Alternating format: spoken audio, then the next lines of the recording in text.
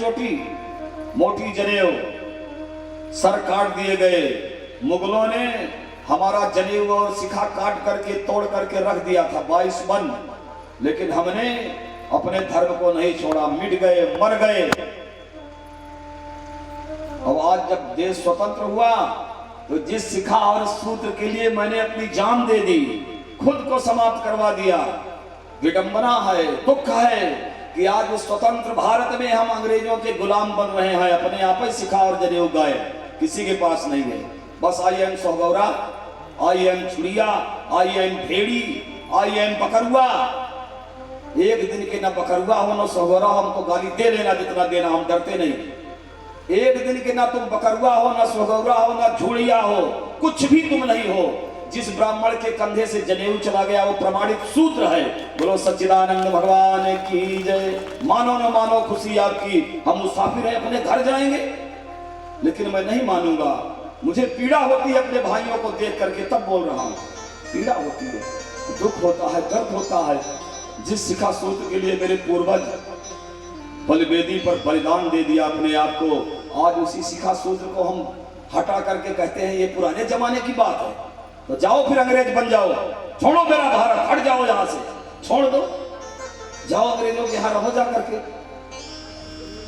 नहीं छोड़ पाओगे, अंग्रेज भी नहीं बन पाओगे, तो क्यों अपने संस्कारों को नष्ट कर रहे हो प्यारे। कथा का ये मतलब नहीं होता जो तुम्हें बेहोश कर दे। कथा का मतलब होता है जो जीवन की व्यथा को दूर करे प्रसंगों के माध्यम से। वो कथा नहीं है कि संगीत और बढ़ाने केवल गाते रहें, झूमते रहें बस। हाँ, अगर हम चाहें तो अभी सतयुग आ जाए। ब्राह्मण युग निर्माता है, ब्राह्मण युग निर्माता है प्यारे। यही ब्राह्मण जब शिखर पर, ऊंचे शिखर पर जाकर के निष्काम भाव से तपस्या करता है, ब्रह्म का चिंतन करता है, कुछ लेना न देना, मगन रहना, तो सतयुग आ जाता है। यही ब्राह्मण जो थोड़ा नीचे और उतर करके हरिद्वार में आकर के समाज को सुखी बनाने के लिए केवल तपस्या करता है, परोपकार के लिए, तो त्रेता आ जाता है। यही ब्राह्मण फिर और नीचे आकर के हम भी सुखी रहें, हमारा देश भी, समाज भी सुखी रहें, इसलिए तपस्या करता है, तो द्वापर आ जाता है। यही ब्राह्मण सब छोड़ करके, जनेऊ तोड़ करके, शिखा कटवा करके जब मदिरा पान करता है तो कलयुग आ जाता है। इसलिए कलयुग आ गया है। कलयुग की ऐसी की तैसी, कलौ केशव कीर्तना, तो भगवान के नामों का कीर्तन करो, अपने धर्म का पालन करो, वो हमारा क्या कर लेंगे। हम ब्राह्मण हैं, हम अपने अस्तित्व को नहीं समझ पा रहे हैं बंधुओं। इसलिए तप सुचि दया सत्य धारे, तपस्या, पवित्रता, दया और सत्य, ये धर्म के 4 पैर हैं। कितने पैर हैं आपके पास? सोचो, आपने किस तरह अपने जीवन में धर्म को अपनाया है। सोचो कितनी दया है, कितनी तपस्या है। आप कह देते हो भैया कलयुग है, इसमें हरिश्चंद्र बनोगे तो पैसा नहीं मिलने वाला है, काम नहीं चलने वाला है। कई बार हमसे भी लोग कहते हैं महाराज आप अपने साथ मूर्ख पंडितों को रखो जो पढ़े लिखे कम हो, तब आपकी सेवा करेंगे, फिर आपकी कथा का प्रचार करवाएंगे। बहुत कथाएं मिलेंगी, बहुत ना मिले, केवल 4-5 कथा मिल जाए प्यारे, लेकिन धर्म का ये संदेश, भागवत जी का संदेश जन जन तक पहुंचे, ये हम लोगों का लक्ष्य है। बोलिए भागवत भगवान की जय।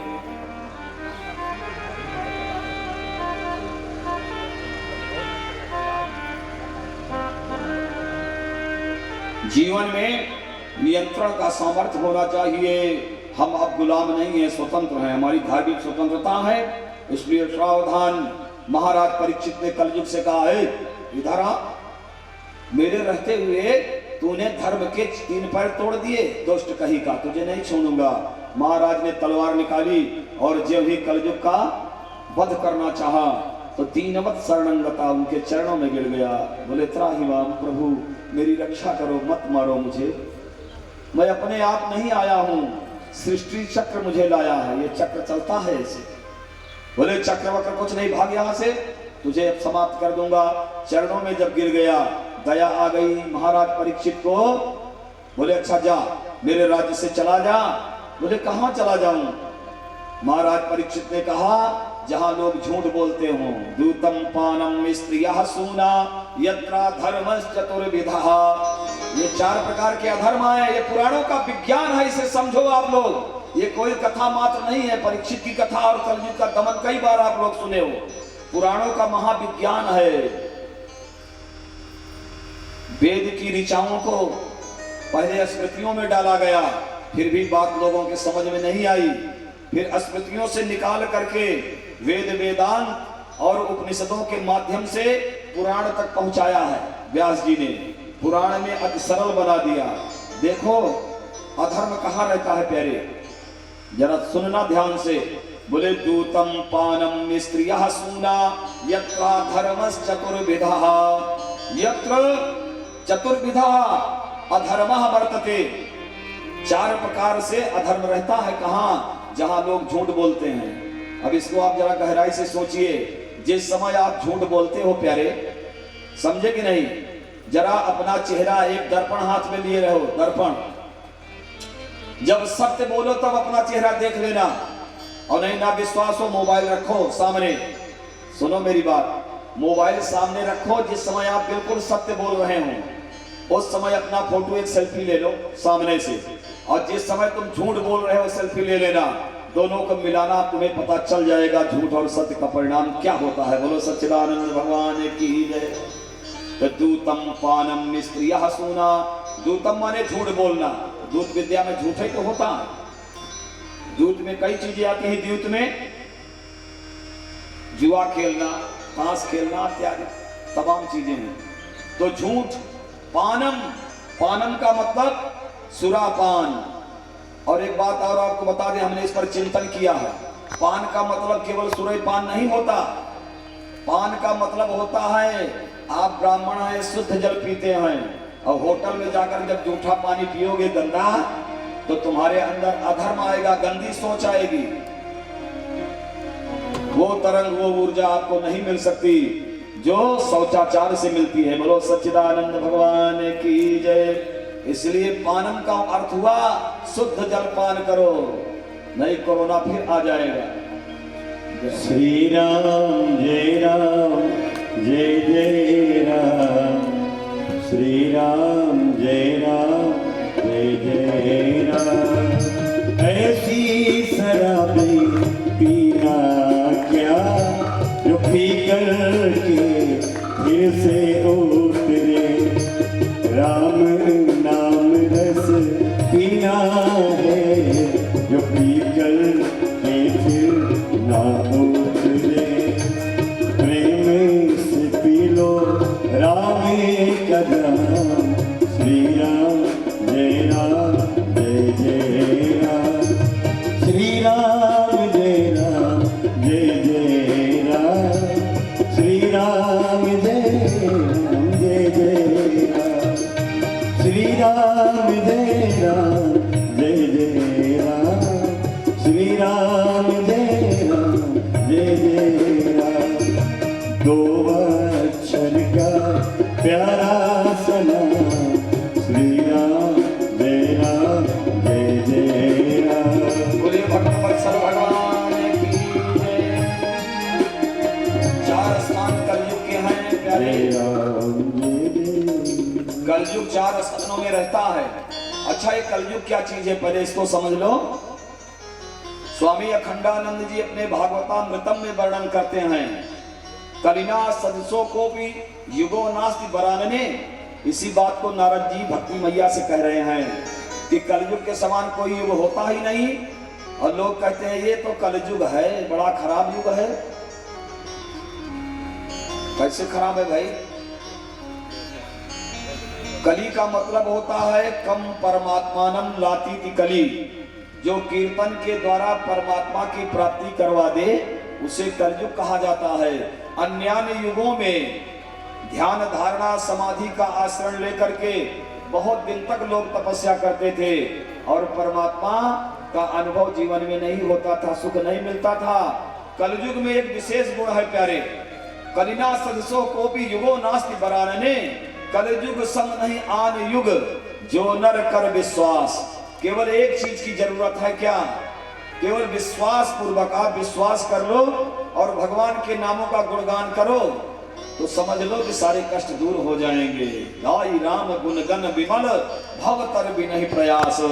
इसलिए महाराज परीक्षित ने कलयुग को छोड़ दिया 4 स्थान दे करके। कौन कौन? बोले दूतम पानम स्त्रिया सूना यत्रा धर्मस चतुर्विधा। दूत का मतलब झूठ बोलना, पान का मतलब गंदा पीना, शराब पीना, गंदा पानी पीना, गंदे बर्तन का उपयोग करना ना, सब पान के अंदर गंदी चीजें पियोगे तो बुद्धि भ्रष्ट होगी, कलयुग आएगा, मन नहीं लगेगा। पुराणों का ये विज्ञान है और आज इस विज्ञान को मानने के लिए आप अपने आप ही परेशान हो गए। कोरोना ने आकर बता दिया। अब बाहर निकलते हो तो फिर होटल का पानी नहीं पीते, सीधा आप इसलिए वाटर ही लेते हैं ना। क्यों लेते हो? बंद कर दो, पियो ना जूठा और गंदा पानी। अरे भागवत में यही तो लिखा है, दूतम पानम, शुद्ध जल पियो। और क्या है? शुद्ध अन्न खाओ, तभी बुद्धि पवित्र होगी। खुद कूड़ा कबाड़ खाते थे, सब समझा दिया कोरोना ने आकर के। दूतम पानम स्त्रिया सूना। स्त्रिया का अर्थ क्या होता है? स्त्री, स्त्रियों, स्त्रिया रूप चलता है। स्त्रिया बहुवचनांत है सज्जनों। स्त्रियों के संग में कलयुग रहता है। तो क्या ये माताएं बैठकर कथा सुन रही, यहाँ कलयुग है? कहाँ है कलयुग? दिखाओ। यही तो बात है, दिन खोजा तिन पाइया। स्त्रिया का मतलब होता है, स्त्रिया का मतलब होता है वेश्यावृत्ति। सीधा इसका अर्थ यही है प्यारे। स्त्रिया का मतलब होता है पराई स्त्री का सेवन। स्त्रिया का मतलब होता है इनके अंदर कामुक दृष्टि का प्रयोग। जब हम अपनी स्त्री को छोड़ करके संसार की स्त्रियों को अपनी मां मान लेते हैं तो समझ लो कि भगवती अपने आप प्रसन्न हो जाती है। और जब हम पराई स्त्रियों में मातृभाव का अतिक्रमण करके कामिनियों जैसी दृष्टि डालते हैं तो उसी समय महापाप लग जाता है, उसमें कलयुग आ जाता है। जैसी दृष्टि वैसी सृष्टि। इन माताओं को मातृभाव से देखो, अपनी दृष्टि बदलो।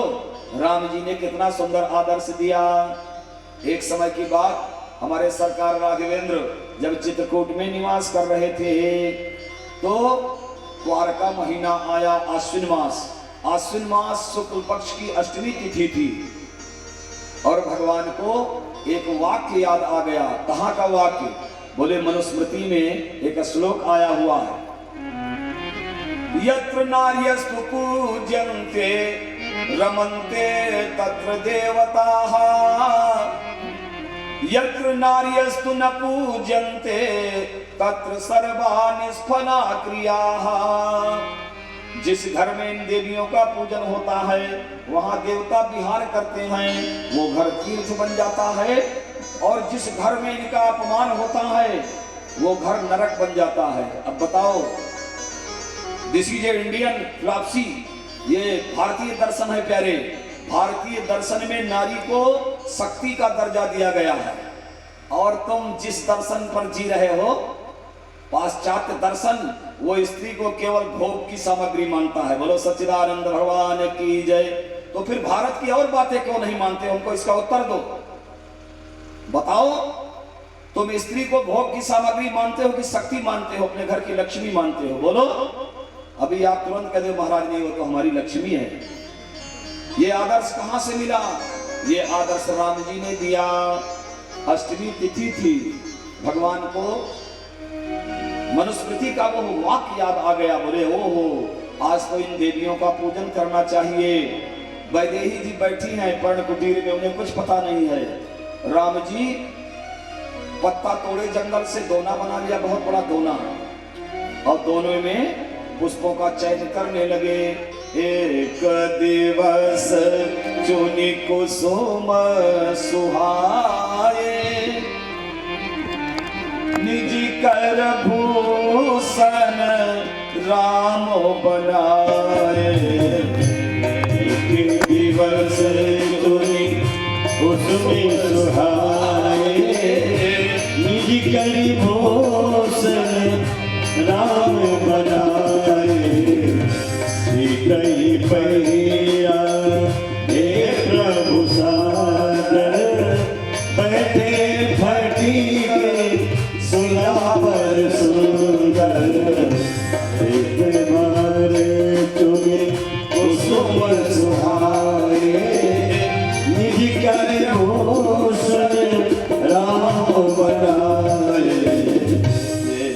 दिवस एक बार, वंस अपॉन ए टाइम, उसी समय की बात है प्यारे, भगवान आभूषण बना करके वैदेही का श्रृंगार करते हैं। मैया ने पूछ लिया, बोले राघव ये श्रृंगार मेरा क्यों कर रहे हो? भगवान बोले देवी तुम तो जानती हो आज अष्टमी तिथि है, हम संसार के लोगों को इसके माध्यम से बताना चाहते हैं कि भारत स्त्री को शक्ति मानता है। भारतीय दर्शन में स्त्री नारी शक्ति है। या देवी सर्वभूतेषु शक्ति रूपेण संस्थिता, नमस्तस्यै नमस्तस्यै नमस्तस्यै नमो नमः। और जिसके घर में इनका सम्मान नहीं होता इन देवियों का, देख लो घर नरक होगा ना। कुछ लोगों की आदत है बाहर से आएंगे और टूट पड़ेंगे पत्नी के ऊपर, ऐसा नहीं होना चाहिए। अगर इनको ये अधिकार मिला है कि तुम पतिव्रत धर्म का पालन करो, एक ही व्रत अरु एक ही नेमा, काय वचन मन पति पद प्रेमा।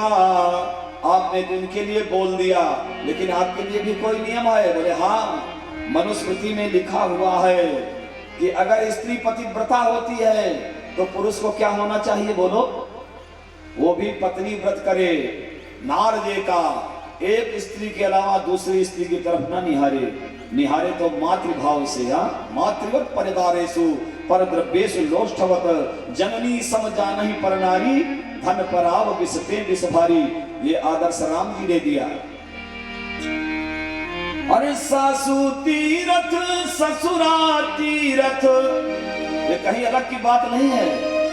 तीरथ साला साली है, दुनिया के सब तीरथ सच्चे, चारों धाम घर वाली है। दुनिया के सब तीरथ सच्चे, चारों धाम घर वाली है। दुनिया के सब तीरथ अच्छे, चारों धाम घर वाली है।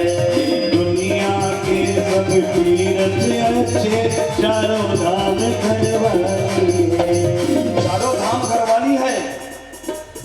अगर स्त्री में ऐसा भाव रखोगे आप प्यारे, तो सत्य मानो आपका घर खुशियों से भर जाएगा। वैसे भी अर्धांगिनी है, पुरुष अकेला होता है। अकेला पुरुष कभी कुछ नहीं कर सकता, कुछ भी नहीं कर सकता। ये भैया जो महात्मा लोग होते हैं ना, उपनिषद उठाकर पढ़ लेना। हमारा सनातन बहुत सूक्ष्म है, परम साइंटिफिक है सनातन। उपनिषदों में जब उनके स्त्री नहीं होती, आचार्य जी जंगल में रहने वाले जो महात्मा लोग हैं, उनके पास पत्नी नहीं होती तो क्या करें? फिर उनका योग नहीं सिद्ध होता। बहुत गहबर बात है। क्या करते हैं? फिर एक योनि पुष्प होता है जिससे आप गुड़हल मानते हो। गुड़हल फूल देखा है, लाल वाला?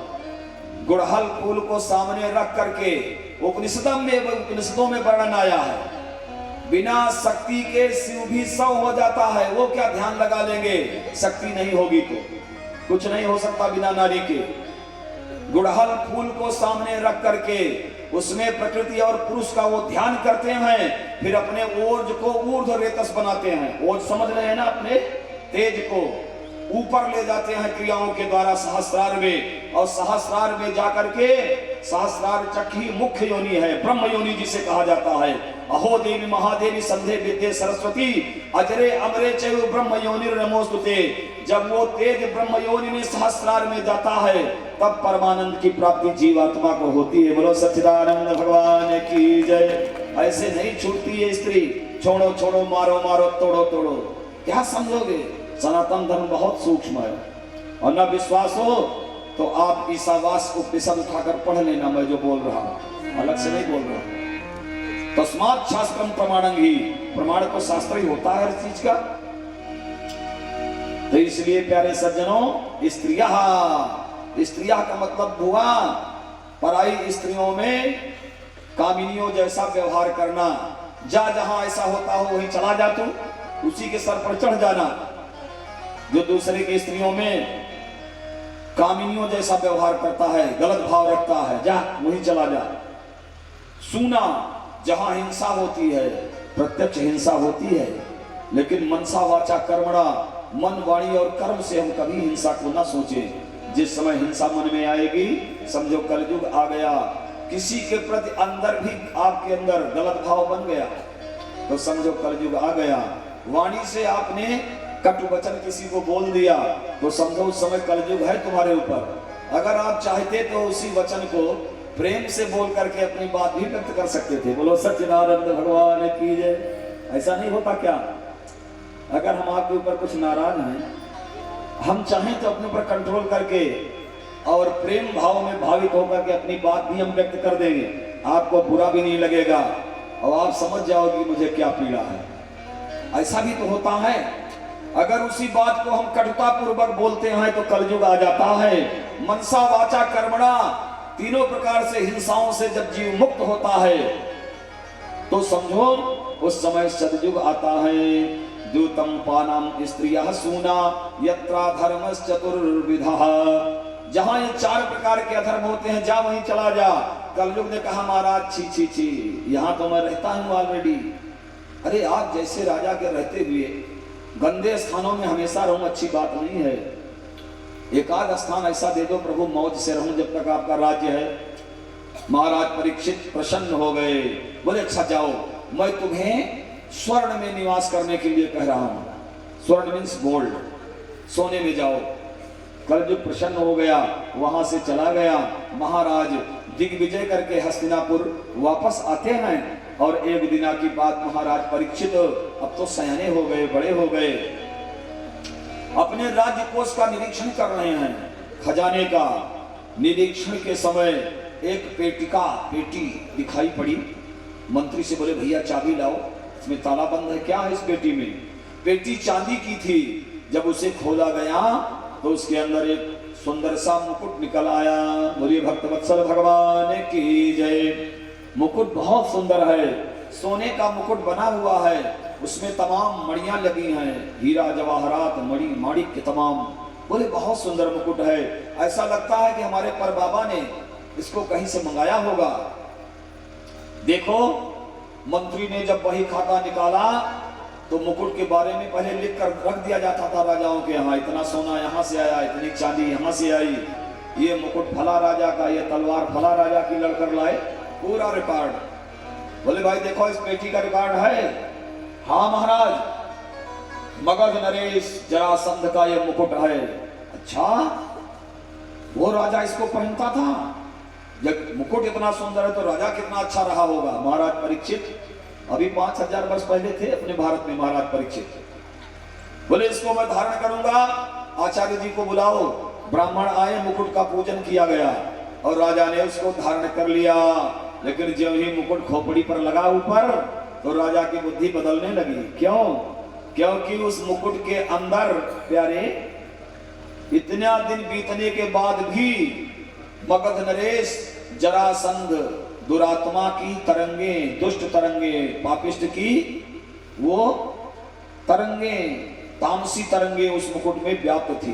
धातुएं बहुत दिनों तक गुण को धारण करती हैं, धातु। इसीलिए कहा जाता है कि मोटरसाइकिल चलाओ तो दूसरे का हेलमेट मत लगाओ, अन्यथा आप रोग के शिकार हो सकते हैं। कब का मुकुट था सोने का बना हुआ और जरासंध की गलत सोच उस मुकुट में टेक थी, उसकी गलत सोच की तरंगे मुकुट में थी। जो ही मुकुट को महाराज परीक्षित ने धारण किया, विप्रपद पिपांसु राजा जो ब्राह्मणों के चरणों को धो करके राज सत्ता चलाता था, उसकी बुद्धि बदल गई तुरंत। बोले मेरा सफेद वाला घोड़ा लाओ भाई जरा। घोड़ा आ गया, मैं शिकार खेलने जाऊंगा। राजा ने एक तीखी तलवार ले लिया और चल दिया शिकार के लिए। शिकार तो नहीं मिला, इधर उधर घूमा, प्यास लग गई, जंगल में विचरण कर रहे हैं और भूखे प्यासे राजा ऋषि के आश्रम में पहुंच गए। समीक ऋषि का आश्रम था, समीक जी समाधि में हैं। राजा ने जल मांगा, ऋषिवर हमें जल पिला दो, बड़ी प्यास लगी है। समीक की समाधि नहीं टूट रही है और राजा की बुद्धि भ्रष्ट होती चली जा रही है। बोले हमको लगता है ढोंगी है ऋषि। अरे मैं राजा परीक्षित प्यासा हूं, पानी पिला दो, सुनते नहीं क्या? समीक समाधि में थे, समाधि नहीं खुली बोले अभी देखता हूं ढोंगी। महाराज परीक्षित गए, कुछ दूर पर एक सर्प कलेवर पड़ा था, मरा हुआ सांप उठा कर लाए धनुष की नोक से और समीक ऋषि के गले में डाल दिया माला की तरह। बोले बस पहने रहो, इसी को मैं जा रहा हूं। मृत सर्प डाल करके राजा चले गए, हस्तिनापुरी वापस आ गए। ज्यों ही मुकुट को उतार करके नीचे रखा, सोई उनको ध्यान आ गया, राम राम राम राम, बड़ा अपराध हुआ आज तो मुझसे। एक ऋषि के गले में मैंने मृत सर्प डाला, मुझे जीने का अधिकार नहीं है। इतने में इधर क्या हुआ सज्जनों, आश्रम का एक बालक दौड़ता हुआ जाता है और समीक ऋषि का पुत्र श्रृंगी, छोटा सा बच्चा है, भी 7-8 वर्ष का, ज्यादा बड़ा नहीं है। बताता है भैया आपके पिता के गले में एक राजा आया, मरा सांप डालकर चला गया। सहसा श्रृंगी को क्रोध आ जाता है। कौशिकी नदी में स्नान कर रहा था, हाथ में जल ले लिया और राजा को अभिशप्त कर दिया। इत लंघित मर्यादम तक्षका सप्तमे हनि दक्षयन्त्यस्म कुलांगारम रोदितो में ततद्रुहमो। जिसने मर्यादा का उल्लंघन किया है, आज के 7वें दिन तक्षक नाग उसे डस लेगा और वो मर जाएगा।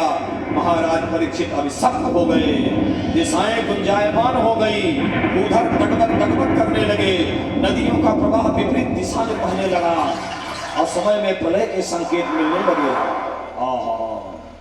निसम्य सप्त मत दरहं नरेंद्रम सब्राह्मणो नात्मजमभ्यनंदत अहो पतांगो महदग्यते कृत मल्पीय सिद्रो पुरुर्दमोधृतः। इस प्रकार से सज्जनों ब्राह्मण कुमार जाकर के महाराज परीक्षित को बताते हैं, राजन आप अभिशप्त हो चुके हैं। और इधर समीक ऋषि का पुत्र श्रृंगी जब वापस आता है नदी तट पर से, अपने पिता के गले में मृत सर्प को देखता है, पिता के गोद में बैठ करके चिल्लाता है, पिताजी पिताजी समाधि छोड़ो। पिताजी जग गए, बोलो सच्चिदानंद भगवान की जय। अच्छा ये बताओ सज्जनों, महाराज परीक्षित कई बार उन्होंने पानी मांगा होगा, ऋषिवर हम प्यासे हैं मुझे पानी पिलाओ, तब तो समाधि नहीं खुली। जब उनका बेटा आया, गोद में बैठकर चिल्लाया 2 बार, समाधि टूट गई। क्यों? क्या समाधि असली थी कि नकली? स्वामी अखंडानंद जी अपने भागवतामृतम में वर्णन करते हैं कि समाधि आधी असली थी आधी नकली थी। हैं? क्यों? इसका मतलब क्या हुआ?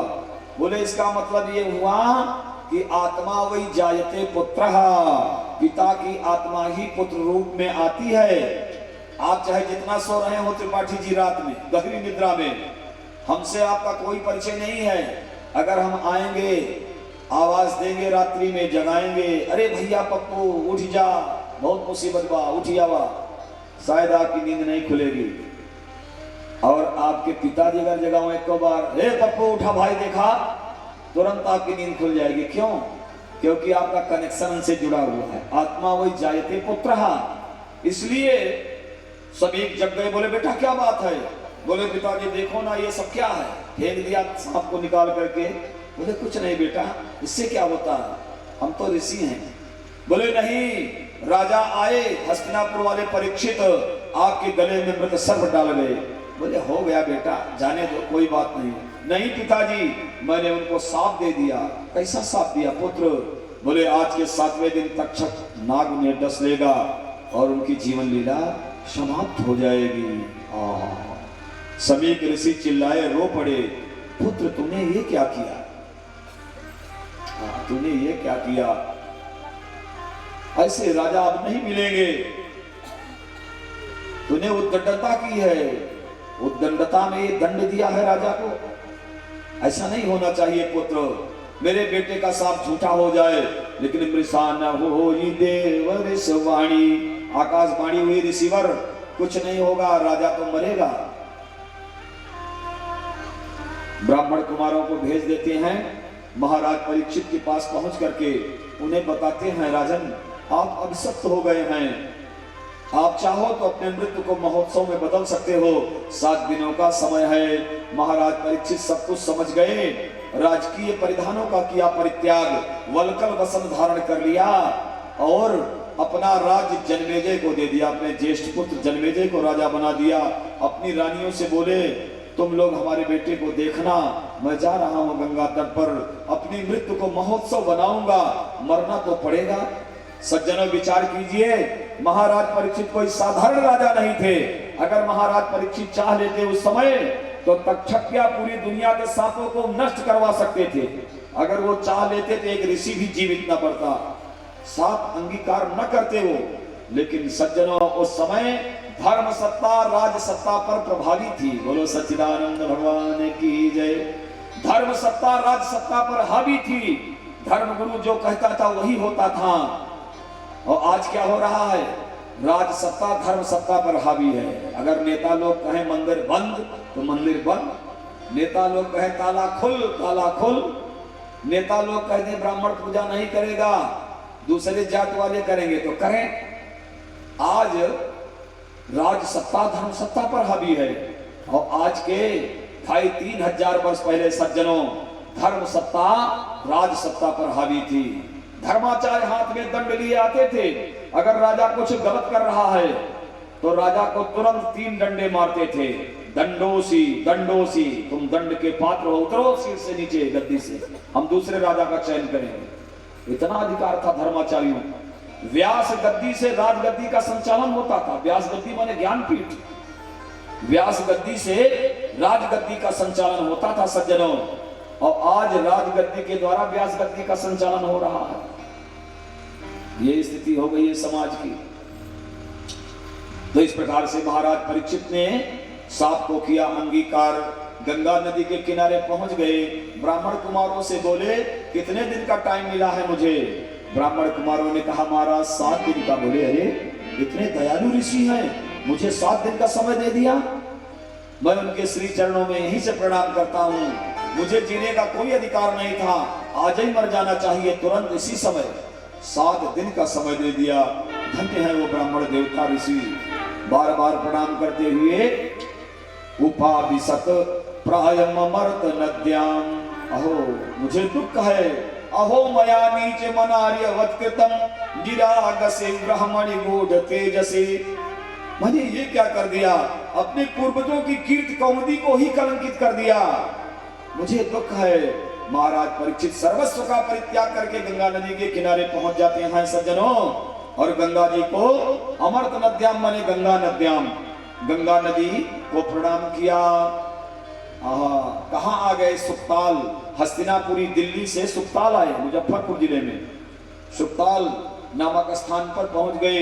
वहां बहुत विशाल वट वृक्ष है। आज भी वो बरगद का पेड़ है। मिश्रा जी, सौभाग्य से आज हमारे देखो मिश्रा जी इतनी दूर से पधारे हैं। बड़ी प्रसन्नता हो रही है। हमारे बहुत सुलभ हैं, परम प्रिय हैं, मित्र भी हैं और हमारे अनुजवत मित्र हैं। जिसे छोटे भाई को हम मित्र मान लें, अनुजवत मित्र। इस प्रकार से महाराज परीक्षित वहां पहुंच जाते हैं। और जो ही महाराज परीक्षित गंगा के किनारे पहुंचे, इतने में देवर्षि नारद आ गए अपना संयंत्र लेकर के। उनका तो यही काम है, वायरलेस सिस्टम नारद जी के पास है। उन्होंने चारों तरफ दुंदुभिनाद करवा दिया, घोषणा करवा दी, महाराज परीक्षित अभिशप्त हो गए हैं। इनके अंतिम यात्रा को सफल बनाने के लिए सभी ऋषि मनीषी यशस्वी सिद्ध साधक जन सुखताल गंगा के किनारे पहुंच जाएं। झुंड के झुंड ऋषि वहां पहुंचने लगे। सभी ऋषि वहां आ गए। जब उन ऋषियों को महाराज परीक्षित ने देखा तो बोले, अहो वजम धन्य तमा नृपाणाम महत्मानुग्रहणीय शीलाः राज्ञानुकूलम ब्राह्मण पाद शौचाद दूरात् विशिष्टम बत गर्भ्य कर्म। अहो धन्य है, आश्चर्य है, मैं राजाओं में धन्य हूं। एक साथ इतने मनीषियों का दर्शन हो रहा है, ब्राह्मणों का दर्शन हो रहा है, ऋषियों का। मुझे ऐसा लगता है कि मेरे द्वारा जो ये कुत्सित कार्य हुआ है, इन ऋषियों की कृपा से ये दूर हो जाएगा। मुझे शायद मरना ना पड़े। महाराज परीक्षित मरना नहीं चाहते थे। वो सोच रहे थे कि अभी और राज्य करूं, प्रजा की सेवा करूं, इतने में महाराज परीक्षित ने ऋषियों से पूछ लिया, बोले ऋषिवरों ये बताओ कि जो मरने वाला है उसे क्या करना चाहिए। कई ऋषियों ने कहा महामृत्युंजय का जप शुरू कर दो। त्रयंबकं जजामहे सुगंधिं पुष्टिवर्धनम् उर्वारुकमिव बंधनान् मृत्योर्मुक्षीयमामृतात्। महाराज परीक्षित पढ़े लिखे विद्वान राजा थे। बोले ऋषियों महामृत्युंजय मौत से रक्षा नहीं कर सकता। बोलो राधे राधे। कर सकता नहीं करता ना, नहीं कर सकता। फिर महामृत्युंजय का जप क्यों होता है। बोले अल्प मृत्यु को हटाने के लिए। मृत्यु 3 प्रकार की होती है, कथा के माध्यम से समझो। एक अल्प मृत्यु होती है, एक अपमृत्यु होती है, एक महामृत्यु होती है। महामृत्यु से महाकाल से कोई नहीं बचा सकता, क्योंकि महामृत्युंजय मंत्र में लिखा हुआ है भैया। त्र्यंबकं जजामहे मंत्र का अर्थ जानते हो। अनर्थक मंत्र का जप नहीं करना चाहिए। जिस मंत्र का जप करो उसके अर्थ को भी समझो। तो देखिए हम आपको शॉर्टकट में बता रहे हैं, क्योंकि यात्रा बड़ी लंबी है, पता नहीं कि कई जगह हम रह जाते हैं, आगे बढ़ना ही नहीं चाहिए। अमर्त मृत्युंजय का अर्थ समझ लीजिए। त्रयंबकम त्रिअंबकम, अंबक माने होता है नेत्र। 3 नेत्र हैं जिसके, इसमें समास हुआ, माने 3 नेत्र किसके हैं, भगवान शिव के ना। उनका हम यजन करते हैं, यजामहे, उनका हम यजन करते हैं, पूजन करते हैं। क्यों करते हैं। बिना मतलब का कोई कार्य दुनिया में नहीं होता, समझ लो। बिना मतलब का कोई कार्य नहीं होता, चाहे देवता हो चाहे मनुष्य हो। आप मंत्र जपते हो तो भी उसमें स्वार्थ है। त्र्यंबकं जजामहे, किस लिए यजामहे। बोले सुगंधिम पुष्टिवर्धनम, अपने जीवन में सुगंधि और पुष्टि को लाने के लिए। जिधर जाए मेरी कीर्ति कौमुदी का विस्तार हो, शरीर स्वस्थ रहे। मृत्योर्मुक्षीय, मृत्यु से मेरी रक्षा करें। कैसे करें। बोले उर्वारुकमिव बंधनात्, मृत्यु से रक्षा की बात कही गई है, लेकिन कैसे कही गई है। जैसे आपने कभी उर्वारुक देखा है। उर्वारुक कहते हैं वो जो ककड़ी पहले होती थी, क्या बोलते थे उसको, फूट वाली ककड़ी। फूट वाली ककड़ी जो दराज दे देती थी बीच में, वो जब खूब पक जाती है तो तने से अपने आप ही अलग हो जाती है, छुछुओ अलग तुरंत है। बोले मृत्यु से हमारी तब तक आप रक्षा करें जब तक हम पक न जाए। बोलो राधे राधे। उर्वारुकमिव का मतलब है उर्वारुक इव, इव माने उसी तरह। उर्वारुकमिव बंधनात्, मृत्यु के बंधन से मेरी रक्षा करो प्रभु। कैसे। बोले जब तक हम पक न जाएं, शरीर एकदम 100 वर्ष तक मेरी रक्षा करते रहो। तो महामृत्युंजय जपोगे प्यारे तो 100 वर्ष तो जी सकते हो, लेकिन मरना पड़ेगा। मृत्योर्मुक्षीय मामृतात्, अमरता से मेरी रक्षा मत करो। महामृत्युंजय अमर बनाने वाला मंत्र नहीं है। बोलो सच्चिदानंद भगवान की जय। बोले ऋषियों में कैसे अमर हो सकता हूं। आप लोगों ने सही उपाय नहीं बताया।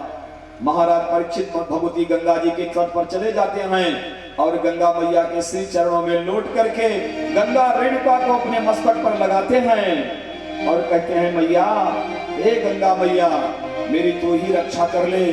तू तो पापापहारिणी है गंगा, पापों का अपहरण करने वाली है माँ। अगर तू चाहे तो अपने लाल को बचा ले। हे दुख हरिणी गंगा मैया सुन लो मेरी पुकार। लाल तिहारे द्वार पुकारे, करो मेरा उद्धार। परीक्षित द्वार खड़ा है,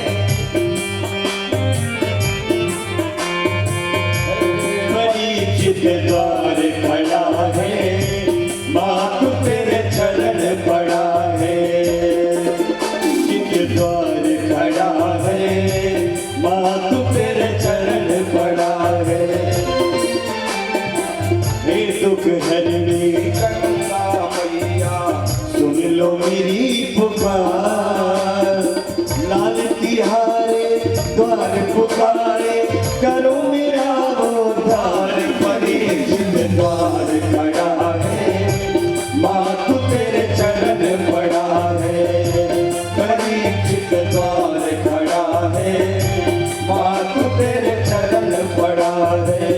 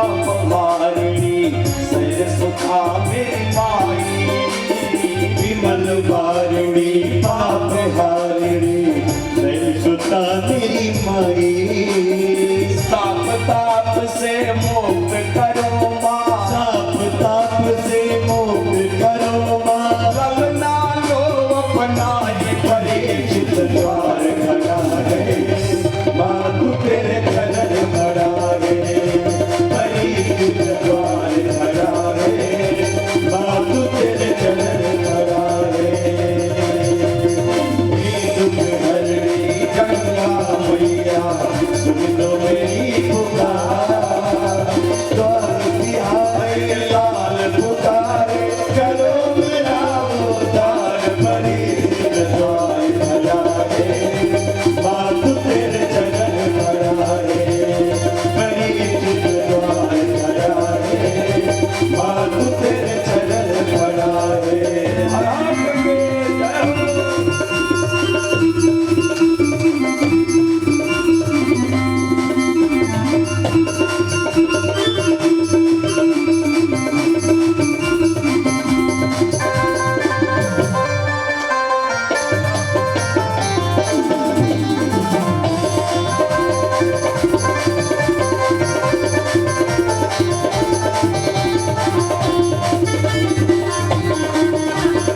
जय हो।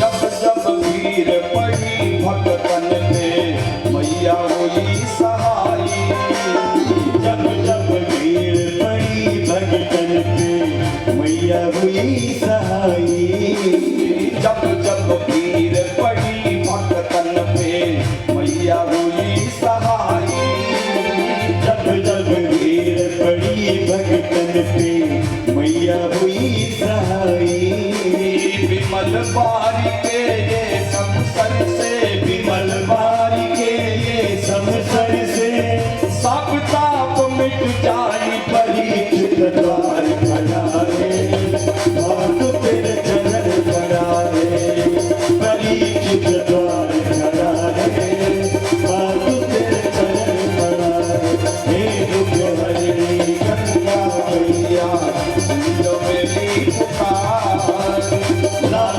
तिहारे द्वार पुकारे करो मेरा उद्धार परीक्षित द्वार खड़ा है माँ तू तेरे चरण खड़ा है परीक्षित द्वार खड़ा है माँ तू तेरे चरण खड़ा है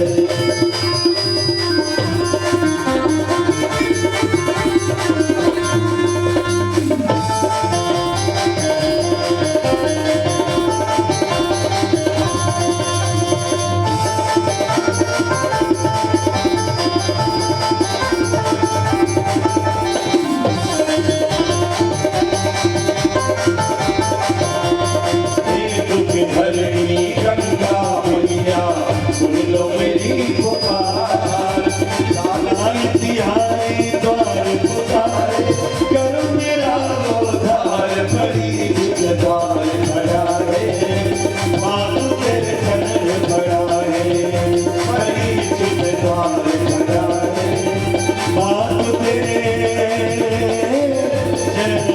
खड़ा है बोले गंगा मैया की अमृत नद्याम गंगा नद्याम।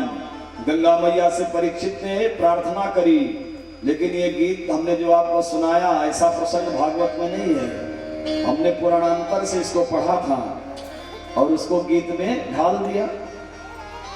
गंगा मैया प्रकट हो गई, बोली मेरे लाल परीक्षित मुझे दुख हो रहा है।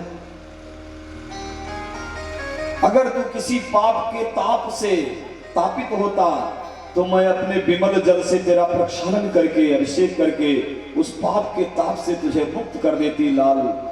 मैं पापापहारी तो हूँ लेकिन मैं सापापहारी नहीं हूँ। बोलो गंगा मैया की जय। मैं पापों का अपहरण कर सकती हूँ परंतु साप का अपहरण मेरे द्वारा नहीं होगा लाल।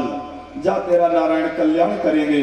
इतना कह करके गंगा मैया अपने जल में अदृश्य हो गई। परीक्षित चिल्लाए माँ अब मैं किसकी शरण में जाऊं, मुझे अपना दे। गंगा रेणुका को लेकर के अपने मस्तक में लगाने लगे, चिल्लाने लगे। सहसा महाराज परीक्षित को ध्यान आ गया, अरे जब हम गर्भ में थे तो स्वयं नारायण ने मेरी रक्षा किया था, वो प्रभु कहाँ चले गए? आज बचा ले मुझे, मैं मरना नहीं चाहता हूं। परीक्षित मरना नहीं चाहते थे प्यारे। देवी भागवत में तो बड़ा विशद वर्णन आया हुआ है। परीक्षित ने अपने बचने के लिए शीश महल बनवाया था, कांच महल 7 खंड का, उसके अंदर बंद थे, फिर भी वहां भी तक्षक पहुंच गया था। काल पहुंच जाएगा चाहे जहां रहो, काल की गति आबाद होती है प्यारे। महाराज परीक्षित श्री हरि को पुकारे, बोले प्रभु आप मेरी रक्षा कर लो। चिल्लाने लगे, गंगा रेणुका को लेकर के चिल्ला रहे हैं, पागल हो गए। ऋषि सब देख रहे हैं कि अरे परीक्षित तो क्या हो गया। उस समय भगवान क्षीर सागर समुद्र में शेष की सैया पर लेटे हुए थे। भगवती लक्ष्मी उनके चरणों को दबा रही थी। भगवान मंद मंद मुस्कुरा रहे थे। जे ही परीक्षित की करुणा भरी पुकार भगवान के कर्णपुटों में पहुंची, सहसा भगवान का ध्यान भंग हो गया। किस लो किस कौन पुकारत मोही, बोले दया निधि ध्यान लगावन लागे। किस भक्त पे मेरो है कष्ट पड़ो, मन ही मन नाथ विचारन लागे। तू कमला कर सो पग खींच लियो, करुणा निधि बहन सुनावन लागे। कर में गही चक्र सुदर्शन को, मुरली पट पीत सवारन लागे। सुन दुखिया की आरत बानी, हिल गया हृदय भयहारी का। हिल गया हृदय भयहारी का, हिल गया हृदय भयहारी का। मन ही मन नाथ विचार रहे, छूटा सब काज बिहारी का। मन ही मन नाथ विचार रहे, छोटा सब काज बिहारी। मन ही मन नाथ विचार रहे, छोटा सब काज बिहारी। भगवान ने दुनिया के सारे कार्यों को विश्राम दे दिया, तुरंत छोड़ दिया और अपने ऑफिस में ताला लगा दिया। बोले कौन भक्त मुझे पुकार रहा है? भगत हे तो विधि भवन विहाई, बोले सुमिरत सारद आवत धाई। करुणा भरी पुकार भगवान को सुनाई पड़ती है और कोई पुकार वो नहीं सुनते। अभिमानी की पुकार तो गोविंद कभी सुनते ही नहीं। चाहे धनाभिमान हो, चाहे जात्याभिमान हो, चाहे बलाभिमान हो, चाहे विद्या का अभिमान हो, चाहे रूप सौंदर्य का अभिमान हो, कोई भी अभिमान हो, ज्यों ही अभिमान आया तो भक्ति चली गई, भगवान खिसक गए, वो नहीं सुनते। करुणा भरी पुकार ही गोविंद को सुनाई पड़ती है। भगवान ने सोचा कौन मुझे पुकार रहा है, देख लिया, अरे मेरा लाल परीक्षित जिसकी मैंने रक्षा करी थी गर्भ में, क्या हो गया? ओ मेरा लाल अभिशप्त हो गया। आकाशवाणी हुई, पुत्र परीक्षित मैं तेरी रक्षा नहीं कर सकता। प्रभु आप भी मुझे नहीं बचा सकते? बोले नहीं, अगर किसी अस्त्र शस्त्र के द्वारा तुम मारा जाता परीक्षित, तो मैं अपना सुदर्शन चक्र चला करके तुझे बचा लेता। लेकिन मुझे दुख है कि तू मेरे द्वारा ही मारा जा रहा है। अर्थात वाग वज्र विसर्ज, वाग वज्र का विसर्जन किया था ऋषि पुत्र ने, इसलिए तेरी रक्षा वाणी सरस्वती ही करेगी। भगवान को कुछ ना सूझा। उसी समय आदि नारायण भगवान सुखदेव के रूप में प्रकट हो गए। तत्रा भवत भगवान व्यास पुत्रो, तत्रा भवत भगवान व्यास पुत्रो, तत्रा भवत भगवान।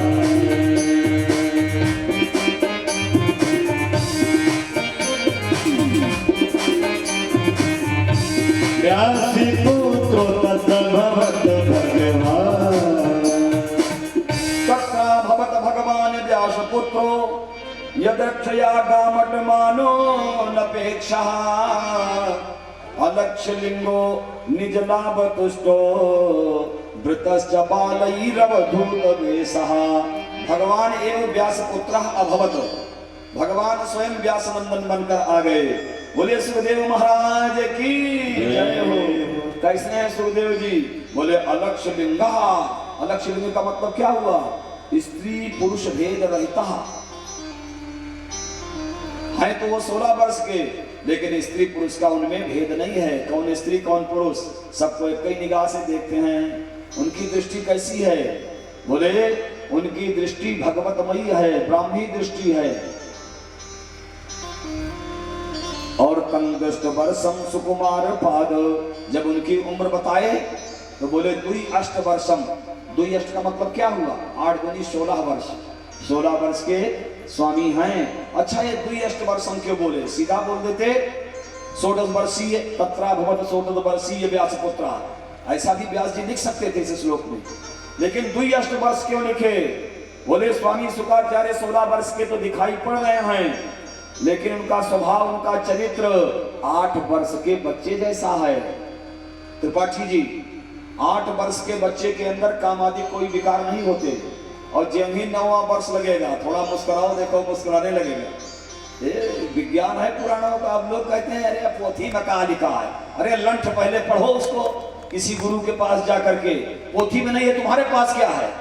अगर वेद में नहीं है तुम्हारा विज्ञान कहां से आया? इसका उत्तर दो। उन दुष्टों ने हमारा वेदे को चुराया था। उन दुष्टों ने, हमारे मुसलमान दुश्मन नहीं है, भारत का मुसलमान तो सब हिंदू है, हमारा भाई है। जितने बड़े दुश्मन हमारे अंग्रेज हैं, हमारे साहित्य को इन्होंने जलाया है, वेदों को जलाया है। नालंदा विश्वविद्यालय 6 महीने तक जला था। सज्जनों, हमारी विरासत को खत्म कर दिया है इन लोगों ने। ये तो रटंत विद्या थी तो थोड़ा बहुत बचा हुआ।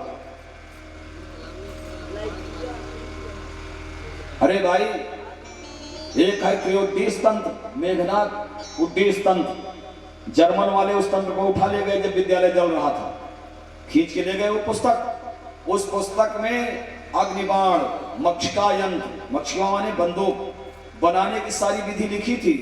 उसमें विमान बनाने की सारी विधि लगी थी। विमान में कितना ईंधन लगता है, किस तरह की धातुएं लगती है, कैसे बनता है, सब हमारे वेदों से सीखा है।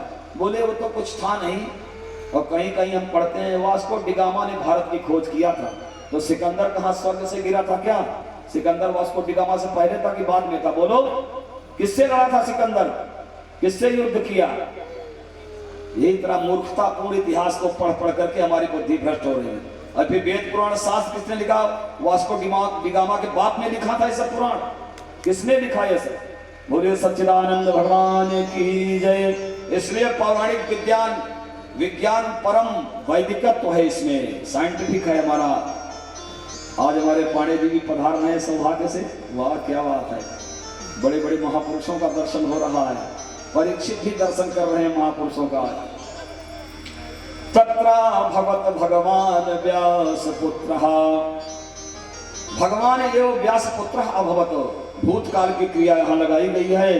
तो देखो द्विअष्ट वर्षम का मतलब हुआ है तो वो 16 वर्ष के, लेकिन उनके अंदर जो भाव है, उनकी जो चेतनाएं हैं वो 8 वर्ष के बच्चे जैसी है। उनको देख करके परीक्षित जी ने उनके चरणों में प्रणाम किया। तमाम स्त्रियां और बच्चे उनके पीछे पीछे चल रहे थे, और जब ही राजा ने प्रणाम किया सब भग गए। आहा, हाथ जोड़ करके महाराज परीक्षित ने प्रार्थना करी। ये साम संस्मरणात् पुंसाम सद्यः शुद्ध्यन्ति वै गृहाः, किं पुनर्दर्शन स्पर्श पाद शौचा सदादिभिः। जिसके दर्शन मात्र से, जिसके स्मरण मात्र से गृहस्थाश्रमी पवित्र हो जाते हैं। आहा, किं पुनः दर्शन स्पर्श, और आज उसका साक्षात दर्शन हो रहा है, स्पर्श भी हो रहा है। हम तो धन्य हो गए। महाराज परीक्षित स्वामी शुक्राचार्य का पूजन किए। ऋषियों ने कहा, हे राजन, ये ज्यादा देर रुकते नहीं, अपना प्रश्न पूजन ये चले जाएंगे, इस चक्कर में मत रहना कि पूजा चलता रहेगा शाम तक। बोले अच्छा महाराज। उनके चरणों में प्रणाम किया, हाथ जोड़कर प्रश्न कर दिया। अतः पृच्छामि संसिद्धिं योगिनां परमं गुरुं। हे योगियों के परम गुरु, बस एक ही प्रश्न मेरा है। क्या? बोले पुरुषस्य यत् कार्यम म्रियमाणस्य सर्वथा पुरुषस्य ही यत् कार्यम, पुरुषों का क्या कार्य है? कौन सा पुरुष? बोले म्रियमाणस्य पुरुषस्य, जो मरने वाला है। अच्छा बताओ, दुनिया में सब मरने वाले हैं कि नहीं? क्या परीक्षित ही मरेंगे? और 7 ही दिन के अंदर सबको मरना है, दिन तो 7 ही होता है। तो ये परीक्षित का प्रश्न जो था, ये सार्वभौम प्रश्न था। महाराज परीक्षित के द्वारा इस प्रकार पूछे जाने पर स्वामी शुकाचार्य गदगद हो गए और सीधा उत्तर देना शुरू कर दिया। ऐसे स्वामी शुकाचार्य जो केवल गृहस्थाश्रमियों के यहाँ गोदोहन मात्र ही रुकते हैं, जितने देर में गैया दुही जाती है उतने देर खड़े रहते हैं। अगर आपको दूध देना हो तो दूध दे दो, पी लेंगे, आगे चल जाएंगे। आज वो स्थिर हो गए। अब प्रश्नाध्याय शुरू हो रहा है प्यारे, और इस स्कंद को साधन स्कंद भी कहते हैं भागवत की दृष्टि में। साधन प्रश्नाध्याय, यहीं से प्रश्नों की झड़ी लग जाएगी। और देखो ये झड़ी कहां तक ले जाए। कल तो कृष्ण जन्म होना, हम तो बहुत पीछे चल रहे हैं ना।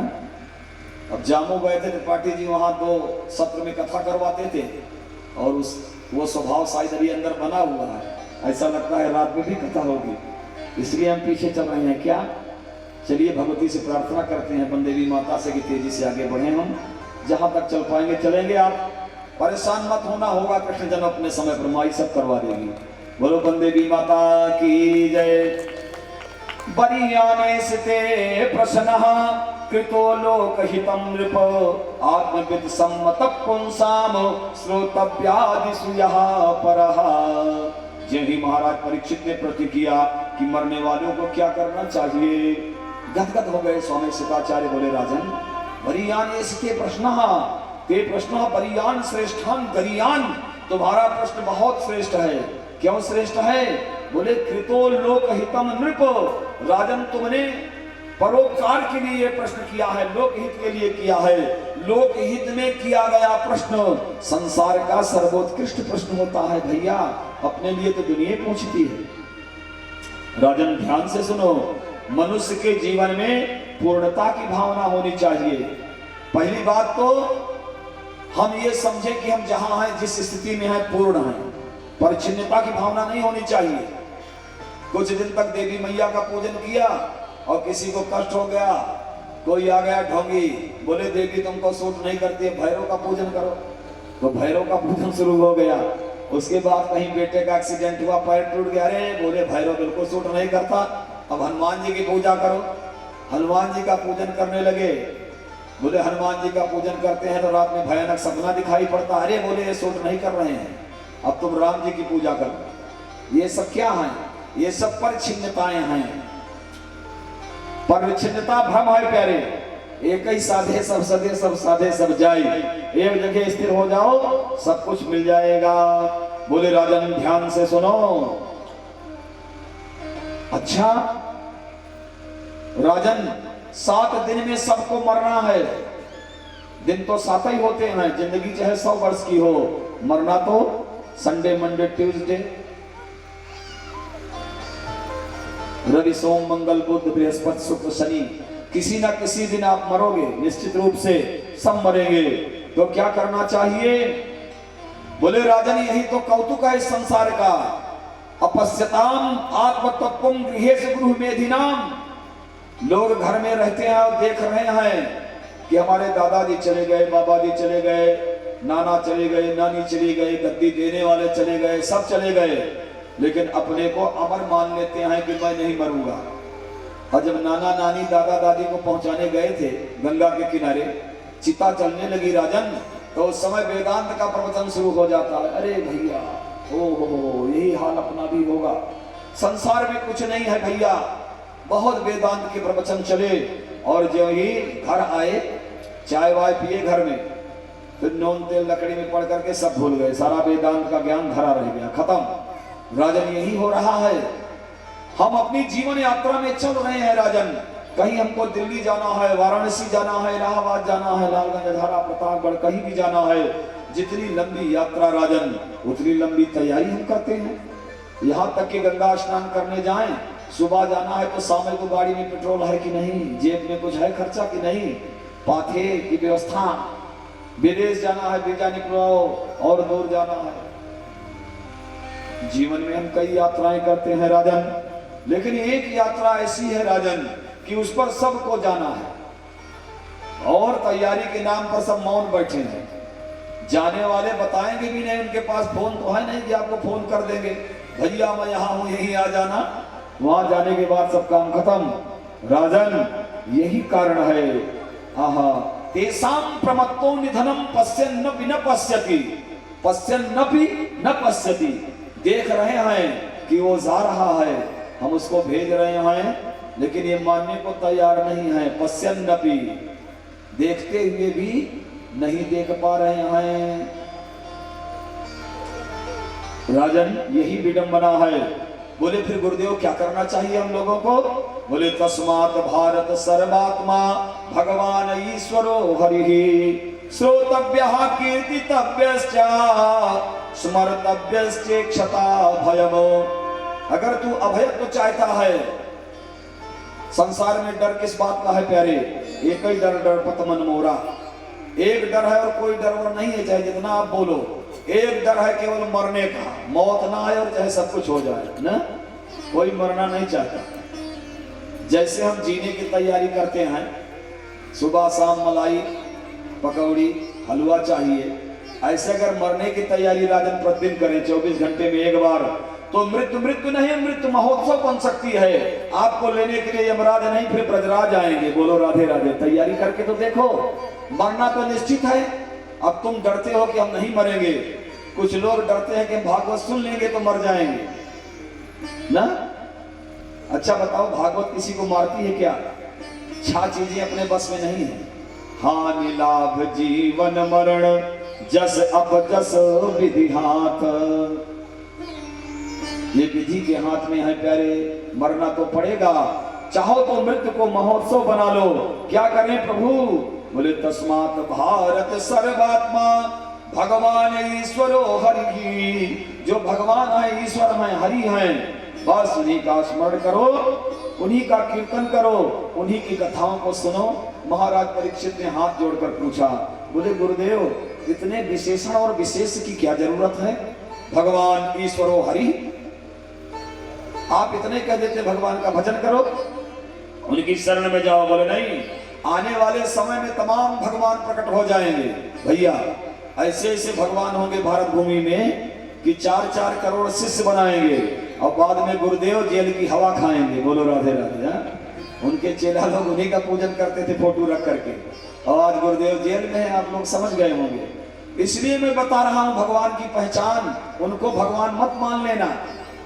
भगवान ईश्वरो हरि। भगवान कौन है?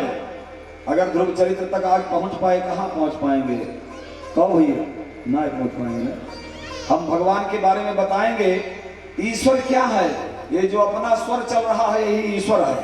सोहमस्मि वृत्य खंडा। भगवान किसे कहते हैं? अच्छा सुन लो।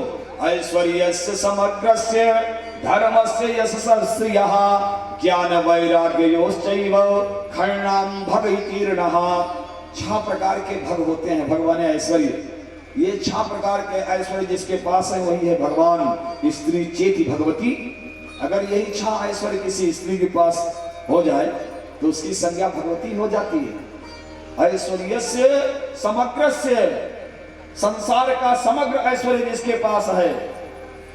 धर्मस्य यशस्श्रियः, धर्म जिसके पास है, यश है, लक्ष्मी है। इतना होने के बाद भी जो ज्ञान वैराग्य से युक्त है वही भगवान है।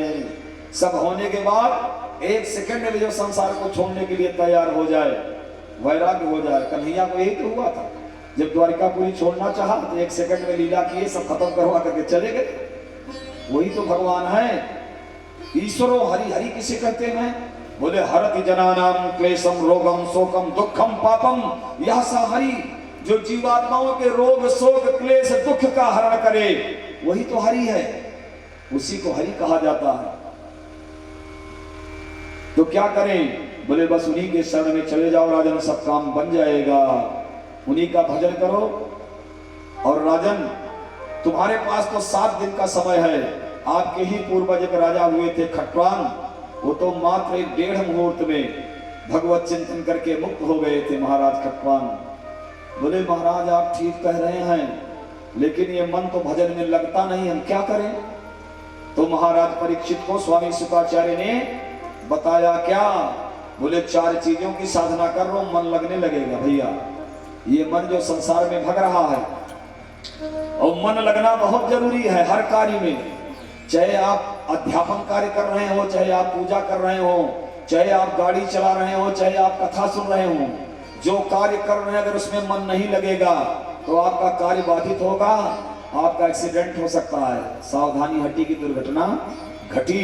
तो मन कैसे लगेगा? इसके लिए साधना करनी पड़ेगी। बोले जितासनो जितश्वासो, सुबह उठ करके स्नान करो, एक आसन पर मेरुदंड को सीधा रख करके कमर सीधी करो, लगभग 3-4 घंटे बैठने की आदत डालो और स्नान करके, और फिर प्राणायाम करो। प्राणायामो महाबलः, गीता के भगवान कह रहे हैं प्राणायाम, साधारण प्राणायाम कीजिए, कुंभक रेचक पूरक, श्वास खींचो, रोको और छोड़ो। इससे क्या होगा? इससे आपका हृदय मजबूत होगा, जो वृत्तियां इधर उधर जा रही हैं केंद्रित हो जाएंगी, आपका मन लगेगा। हम ये नहीं कह रहे हैं कि केवल भगवान का ध्यान करने के लिए ऐसी क्रिया करो, अगर इसको करोगे तो जो भी कर्तव्य तुम्हें मिला हुआ है उसको आप सावधानी से करेंगे, स्थिरचित्त होकर करेंगे, आपकी चित्तवृत्ति लग जाएगी, उसमें तुरंत ही लगेगी। नहीं आप डिस्टर्ब रहोगे, समझ में नहीं आएगा। तो ये 4 चीजें हैं। कौन कौन? बोले जितासनो जितश्वासो, एक आसन पर बैठो, चाहे पद्मासन में, चाहे सुखासन में, कोई भी आसन हो। और जिनका आसन नहीं सिद्ध हुआ, 3 घंटा बैठना पड़ गया, 1 घंटा तो कभी कुर्सी पर, कभी नीचे, कभी पैर उधर, कभी इधर, कभी आगे, कभी पीछे, वो अपने जीवन में कुछ नहीं कर सकते। जितासनो, आसन को जीतो। जितश्वासो, अगर आप प्राणायाम करेंगे तो मन का संबंध जो है वो परमात्मा से है। प्राणायामो महाबलः, संग को जीतो, सुसंग करो, सत्संगति करो। ऐसा करोगे राजन तो इंद्रियां जो ये बहिर्मुखी हैं, संसार में घूम रही हैं, सब अंतर्मुखी हो जाएंगी। इतना करने के बाद मूर्ति पूजा का अधिकार जीव को मिलता है। बोलो राधे राधे। अब आप समझते हो कि बस 4 अगरबत्ती घुमाए, आरती किए, भगवान की पूजा हो गई। इतना करने के बाद स्थूल रूप का पूजन होता है। स्थूले भगवतो रूपे मनः संधारये धिया, फिर आपका मन मूर्ति पूजन में लगेगा। इतना तो करो।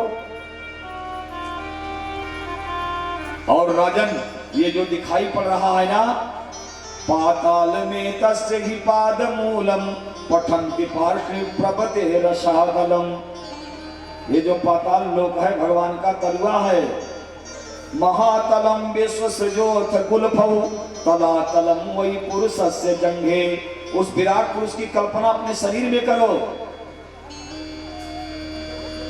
सब आपके शरीर में है। यद पिंडे तद ब्रह्मांडे, 7 लोग ऊपर वाले, 7 लोग नीचे वाले, इनकी कल्पना की गई है। और राजन जो जीवा भगवान के नामों का गान नहीं करती तो बोले रहे हैं, कह रहे हैं कि वो जीवा क्या है? वो मेढक की जीवा है। इसलिए भगवान का भजन करना चाहिए। कामनाओं के अनुसार विविध देवताओं की उपासना बताई। विलेपतो रुक्रम विक्रमान्ये न श्रृण्वता कर्णपुटे नरस्य, जीवा सती दार दुर्गे राजन, न चोपदायक गाय गाथा। जिस जीवा के द्वारा भगवान के नाम का कीर्तन नहीं होता और जिस जीवा पर तंबाकू रख करके लोगों को गाली दी जाती है, वो मेढक की जीवा है। जीवा सती सई दादुर होई, जीवा सती तोरे दादुर होई, जीवा सती तोरे दादुर होई। हरि गुण गान करई नहीं जोई, हरि गुण गान करई नहीं जोई, हरि गुण गान करई नहीं जोई। जीवा सती तोरे दादुर होई।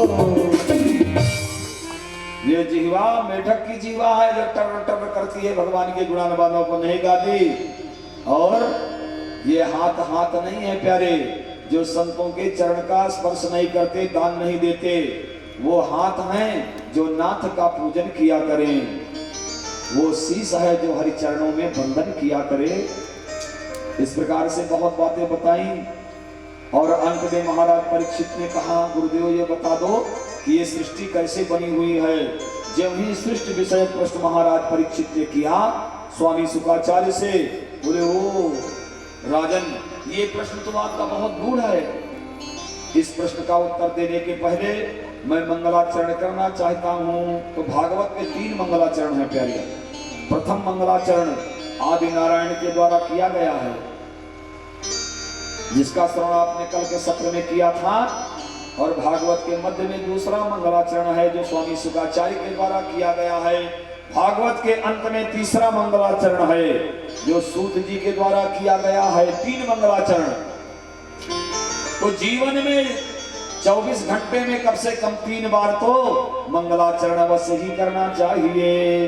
तपस्विनो दान परायशस्विनो बोले मनस्विनो मंत्र विदस्सु मंगलाः क्षेमं न बिन्दन्ति बिना यदर्पणम् तस्मै सुभद्र श्रवसे नमो नमः।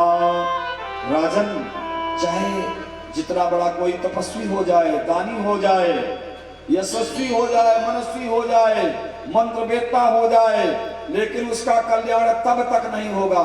कब तक? जब तक भगवान के श्री चरणों में पूरी तरह से अपने आप को समर्पित नहीं कर देगा। क्षेमं न बिन्दन्ति बिना यदर्पणम् तस्मै सुभद्र सर्वसे नमो नमः। जो तो मिटाना चाहे जीवन से तृष्णा, अगर तृष्णा को मिटाना चाहता है, परमानंद चाहता है, तो भगवान की पावन चरण शरण तुझे स्वीकार करनी ही पड़ेगी। जो तू मिटाना चाहे जीवन की तृष्णा, सुबह शाम बोल बंदे कृष्ण कृष्ण कृष्ण। सुबह शाम बोल बंदे कृष्ण कृष्ण कृष्ण।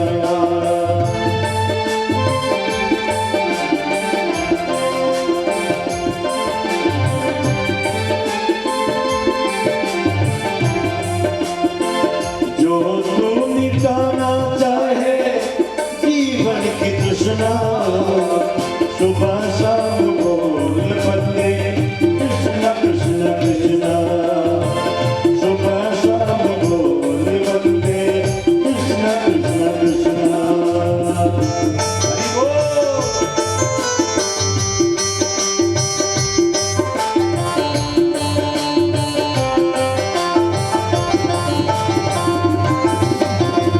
कृष्ण नाम प्यारा प्यारा, कृष्ण नाम पावन पावन, कृष्ण नाम प्यारा प्यारा, कृष्ण नाम पावन पावन। जो न बोले कृष्णा कृष्णा जग से वो न्यारा न्यारा। जो न बोले कृष्णा कृष्णा जग से वो न्यारा न्यारा। मन का मिटे अंधियारा बोले कृष्ण कृष्णा। मन का मिटे अंधियारा बोल कृष्ण कृष्णा। सुबह शाम बोल बंदे कृष्ण कृष्ण कृष्णा। सुबह शाम बोल बंदे कृष्ण कृष्ण कृष्णा।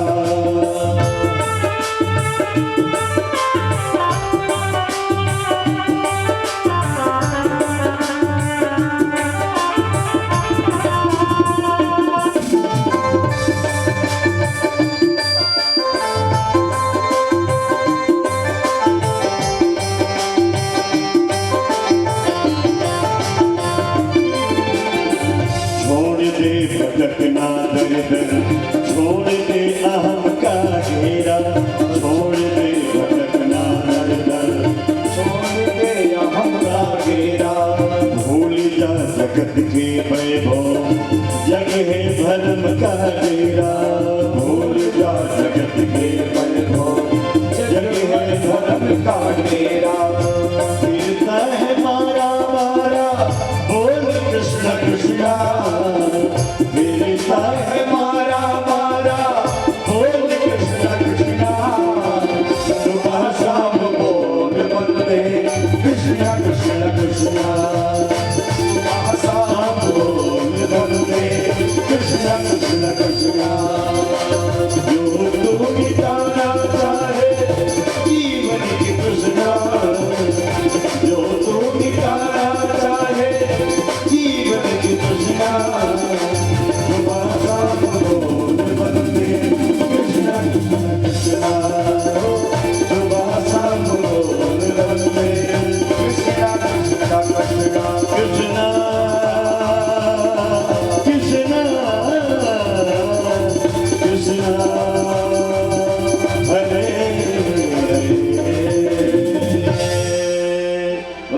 गज भगवान की जय। इस प्रकार से स्वामी शुक्राचार्य ने मंगलाचरण किया। बोले राजन, जो प्रश्न तुम मुझसे कर रहे हो यही प्रश्न एक बार नारद जी ने अपने पिता ब्रह्मा जी से किया था। नारद जी पहुंचे ब्रह्मलोक। बस थोड़ी देर का और निवेदन होगा, विदुर चरित्र सुन लो, उसके बाद विश्राम दे दूंगा। कल तो फिर चरित्र ही चरित्र है प्यारे, पहुंच जाएंगे कृष्ण जन्म तक। आहा, नारद जी पहुंचे ब्रह्मलोक। ब्रह्मा जी नेत्र बंद किए किसी का ध्यान कर रहे थे। पूछ लिया, पिताजी क्या कर रहे हो? बोले बेटा हम अपने बाप का ध्यान कर रहे हैं। बोले आपके भी बाप हैं क्या कोई? हाँ है ना, आदि नारायण सबके बाप हैं। अच्छा, तो आप कहां से आ गए? नारद जी ने सृष्टि विषयक प्रश्न ब्रह्मा जी से किया। ब्रह्मा जी बोले भैया पहले जले जल था पूरी दुनिया में और कुछ नहीं था, जलवायु, और उस जल से एक निकला कमल, कमल पर मैं था। हम अपने आश्रय का पता लगा रहे थे, कई बार ऊपर नीचे गए, कोई आश्रय नहीं मिला।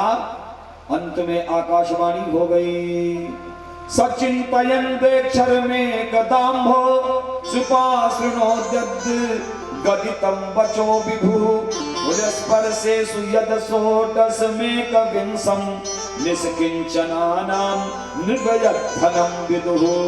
आकाशवाणी हुई कि तप करो।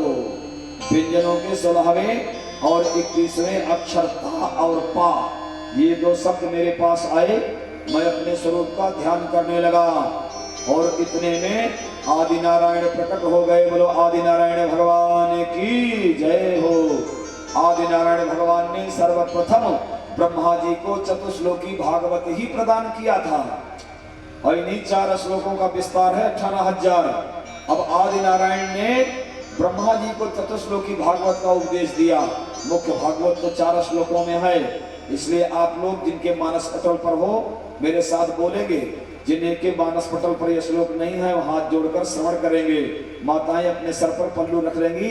4 चतुश्लोकी भागवत श्रवण करने से संपूर्ण भागवत का फल आपको मिल जाएगा। अहमेवा समेवाग्रे नान्यद यद सत सत परम पश्चादहं यदे तज्जा सोवशिष्येत सोऽस्म्यहम् ऋतेर्थं यत् प्रतीयेत न प्रतीयेत चात्मनि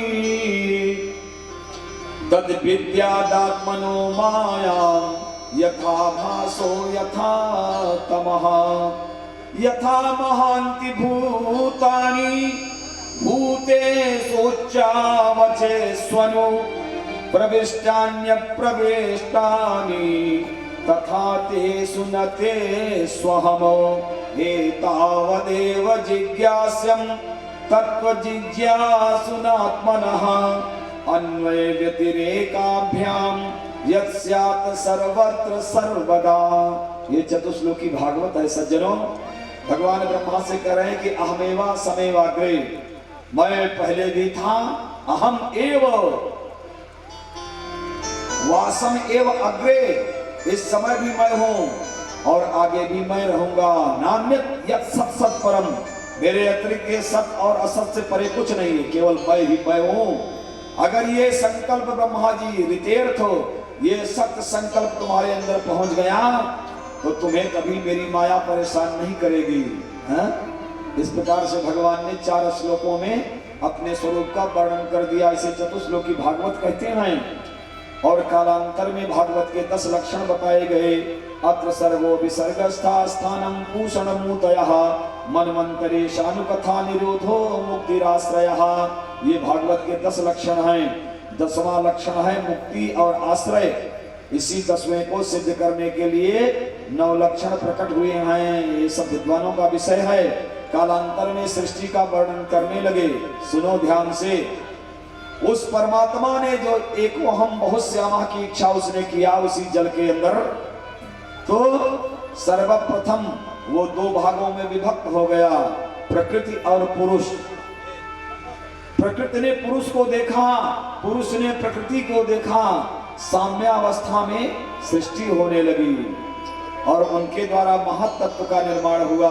महत्तत्व के द्वारा 3 प्रकार के अहंकार की उत्पत्ति हुई। सत्व रज और तमोगुण के द्वारा पृथ्वी जल तेज वायु आकाश ये पंच महाभूतों की उत्पत्ति हुई और इसके बाद उनकी पंच तन मात्राएं हैं उनकी उत्पत्ति हुई। शब्द स्पर्श रूप रस गंध ये सब तमोगुण के द्वारा उत्पन्न हुए।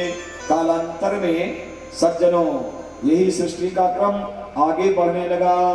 बोले आदि नारायण भगवान की जय। इसी बीच सौनक जी ने प्रश्न कर दिया।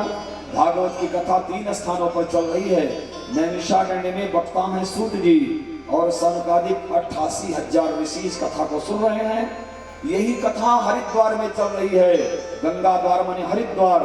हरिद्वार में वक्ता हैं सौनक जी, राम राम सौनक नहीं सनक जी हैं, सनकादिक कुमार, और श्रोता हैं नारद जी। यही कथा मुजफ्फरपुर जिले में सुखताल में चल रही है। श्रोता हैं परीक्षित जी और वक्ता हैं ब्रह्मराट। कौन? स्वामी शुक्राचार्य। सुनने वाले विष्णुराट, सुनाने वाले ब्रह्मराट। तीनों ने इकट्ठे प्रश्न कर दिया। प्रसंग चल रहा है सृष्टि वर्णन का और बीच में दूसरा विषय घुसेड़ दिया ला करके और बदल गया, विषयांतर हो गया है। सूत जी सौनक जी कह रहे हैं, सौनक उवाच यदा हनो भवान सूत छत्ता भागवतोत्तमः चचार तीर्थानि भुवस्त्यक्त्वा बंधून सुदस्त्यजान। वो कथानक कैसे है? हमने सुना था विदुर जी ने सर्वस्व का परित्याग किया था अपने बंधु बांधवों का, हस्तिनापुरी छोड़ करके, और विदुर जी जंगल चले गए थे और वहां जाने के बाद उनको मैत्रेय ऋषि मिल गए। फिर मैत्रेय जी ने विदुर जी को बड़ा सुंदर उपदेश दिया था। हम उस प्रसंग को सुनना चाहते हैं। बोलो विषयांतर हो गया कि नहीं? तो चलिए अब विदुर प्रसंग में प्रवेश करते हैं। ये उस समय की बात है प्यारे, जब भरे दरबार में द्रौपदी की लज्जा का हरण हो रहा था।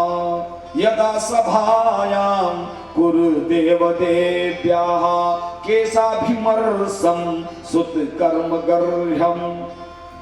बड़े बड़े वीर बैठे थे, धनुर्धारी, व्रतधारी, जटाधारी, सफेद दाढ़ी, काली दाढ़ी, भेष पितामह द्रोणाचार्य, कृपाचार्य, सारे आचार्य बैठे हैं भरी सभा में। आज से लगभग 5,000 वर्ष पूर्व सज्जनों, एक वीरांगना क्षत्रियाणी नवयुवती के वस्त्र खींचे जा रहे हैं। आदेश हो रहा है इससे दग्ध कर दो। दुर्योधन कह रहा है कि जुए में सब कुछ हार गए पांडव, दूध क्रीड़ा में अपनी स्त्री को भी हार चुके हैं। युधिष्ठिर ने दांव पर लगा दिया था द्रौपदी को, ले आओ ये मेरी वस्तु है। वहां कर्ण जैसा दानी वीर भी बैठा हुआ था और चीर हरण हो रहा है सज्जनों। उस समय हमारे द्वारिकाधीश भगवान द्वारिकापुरी में भोजन करने जा रहे थे। रुक्मिणी मैया सोने के थाले में 56 प्रकार के व्यंजन सजा कर लाई, गोविंद के सामने रख दिया। बोले पावनाथ। भगवान ने जब देखा दृश्य हस्तिनापुरी का, देखो भाई महाभारत में एक श्लोक आया हुआ है, उसमें ये वर्णन है कि भगवान द्वारिकाधीश 24 घंटे में 22 घंटे तक तो योग में रहते थे, दुनिया को देखते थे, और 2 घंटे साधारण मानवों की तरह रहते थे। कोई योग उनके पास नहीं रहता था, साधारण मानव की तरह। उस समय भगवान जिस समय भोजन करते थे फुल योग में रहते थे, पूरी दुनिया को देखते थे। आओ वह जगदीश्वर कर्तुम अन्यथा कर्तुम समर्थ परमेश्वर एक क्षण में कुछ भी कर सकता है। उसने देख लिया कि हस्तिनापुरी में एक अबला की लाज लुटने वाली है। अगर हमने जरा भी विलंब किया तो द्रौपदी मेरी प्यारी बहना है, मैं उसे प्यार से कृष्णा कहता हूँ, इसकी लज्जा चली जाएगी, इतिहास क्या बनेगा। भगवान ने भोजन का परित्याग किया। बोले देवी इस समय मुझे भूख नहीं है। रुक्मिणी मैया ने कहा नाथ दासी से कोई अपराध बन गया क्या? बोले नहीं, मैं नहीं खाऊंगा। मुझे ऐसा लग रहा है मैं कौरवों का विध्वंस कर दूं। मुझे ऐसा लग रहा है अंधे राजा धृतराष्ट्र को इसी समय मृत्यु दंड दे दूं। मुझे ऐसा लग रहा है पंच पांडव जो बैठे हुए हैं यही से इन्हें समाप्त कर दूं। अब रुक्मिणी मैया क्या समझे कि सब क्या हो रहा है?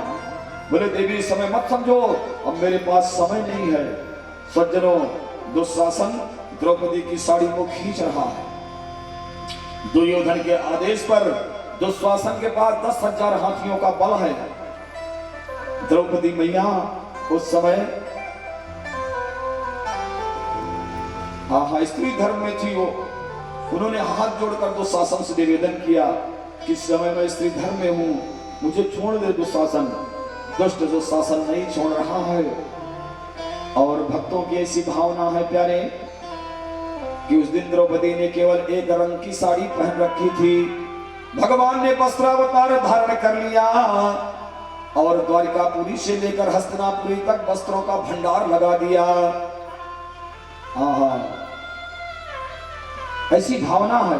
बोले सुंदर सफेद सब्ज बैगनी हरी पीली, तेरी बहु तेरी नहीं गिनबे में आयो है। साड़ियों का भंडार लग गया। लाली गुलाबी काही बदामी सुआ पंखी, साड़ियों का दृश्य अंबर में दर्शाया है। आकाश में साड़ी ही साड़ी लग गई। ऐसा लग रहा है कि द्रौपदी की काज आज ब्रजराज बन बजाज, द्रौपदी की काज आज ब्रजराज बन बजाज। अरे लाद पट बाजार आज हस्तिनापुर में आयो है। मानो द्वारिका का संपूर्ण वस्त्रागार ही आज हस्तिनापुरी में आ गया और द्रौपदी की साड़ी से भगवान ने उन वस्त्रों को जोड़ दिया। खींचते खींचते दुष्ट जब थक गया, उस समय द्रौपदी मैया सबके पास गई। बाबा आप बचा दो, राजा जी आप बचा लो। धृतराष्ट्र के पास गई, सब अपना सर नीचे कर लिए और भगवान सब देख रहे थे गगनांचल से।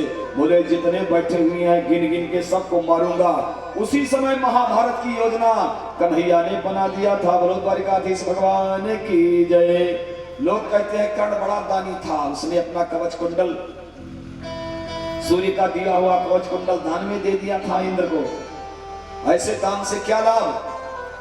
कर्ण बैठा था उस सभा में, जब दुर्योधन ने कहा लाओ इस द्रौपदी को नग्न करके नंगी करके मेरी जंघा पर बिठा दो,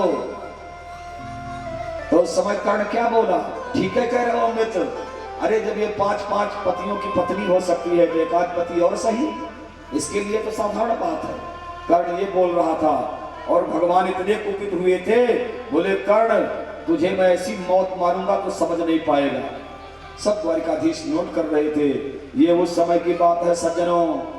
द्रौपदी के लज्जा को भगवान ने बचाया और थोड़े दिन के बाद पांडवों ने द्वारिकाधीश को अपना दूत बनाया। बोले गोविंद हम लोग सब कुछ जुआ में हार गए हैं, मारे मारे फिर रहे हैं। आप अगर धृतराष्ट्र राजा से कह दो हमें 5 गांव ही दे दें, हम उसमें बसर कर लेंगे, कुछ तो दे दें। भगवान दूत बनकर जाते हैं और धृतराष्ट्र कहते हैं राजन ये पांडव तो हैं आप ही के, इनको 5 गांव दे दो।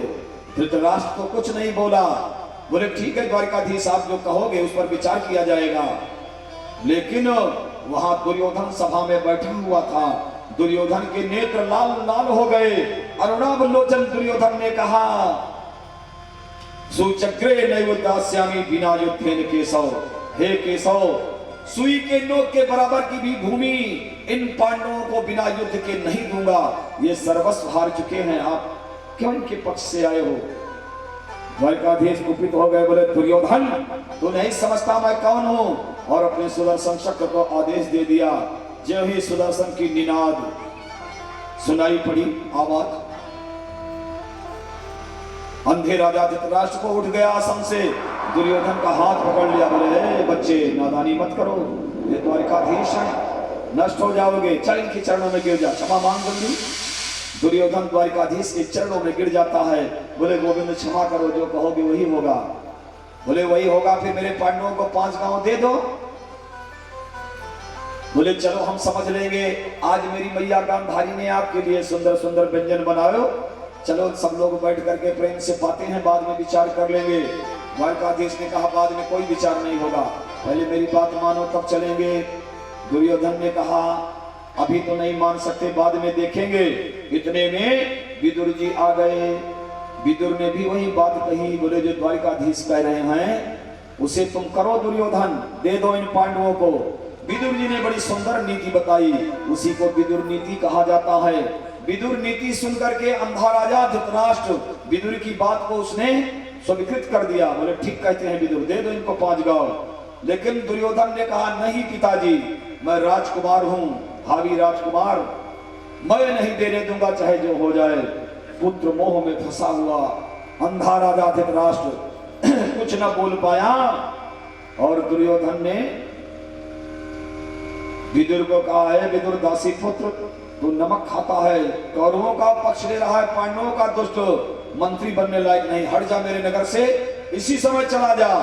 विदुर जी ने प्रणाम किया कन्हैया को। स्वयं धनुर्द्वार निधाय मायाम गतव्यथोया दुर्मानयाना सनिर्गता कौरव पुण्य लब्धो। विदुर जी चले गए, अपना धनुष सिंह द्वार पर रख दिया हस्तिनापुरी के। क्यों? अगर अपना धनुष लेकर जाते उनको कोई रोक नहीं रहा था, लेकिन धनुष उन्होंने इसलिए रख दिया कि कोई ये बाद में ना कहे कि विदुर पांडवों के पक्ष से युद्ध करने आए हैं। मैं धनुष लेकर नहीं जाऊंगा।